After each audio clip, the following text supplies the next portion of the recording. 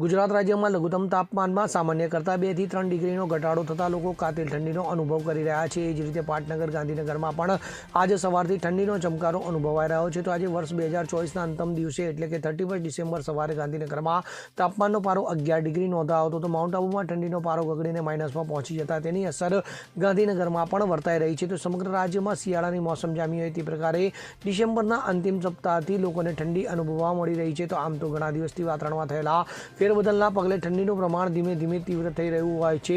તે પ્રકારે તાપમાનમાં પારામાં ઘટાડો નોંધાઈ રહ્યો છે। તો છેલ્લા 3-4 દિવસથી ઠંડીનો ચમકારો તીવ્ર બનતા ગાંધીનગરમાં ઠંડીએ જોર પકડ્યું છે। ત્યારે આજે પણ નગરજનો ઠંડીનો અનુભવ કરી રહ્યા છે। તો વર્ષના અંતિમ દિવસે તાપમાનનો પારો સવારે 11 ડિગ્રી નોંધાયો છે। તો ઉત્તરીય હિમ પવનો સુસવાટા મારવા લાગ્યા હોવાથી નગરવાસીઓ માટે દિવેશ પણ ગર્ભ વસ્ત્રો પહેર્યા વગર બહાર નીકળવાનું મુશ્કેલ બની રહ્યું છે। ત્યારે વડીલો અને બાળકોને ઠંડીથી બચવા સંબંધિત પગલાં ભરવા માટે પણ તંત્ર દ્વારા ભલામણ કરવામાં આવી છે।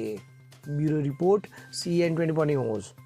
હવે જુઓ દેશ દુનિયાની તમામ ખબરો તમારી આંગળીના ટેરવે। ઉઠાવો મોબાઈલ અને ગૂગલ પ્લે સ્ટોર પરથી ડાઉનલોડ કરો અમારી CN24 ન્યૂઝ મોબાઈલ એપ।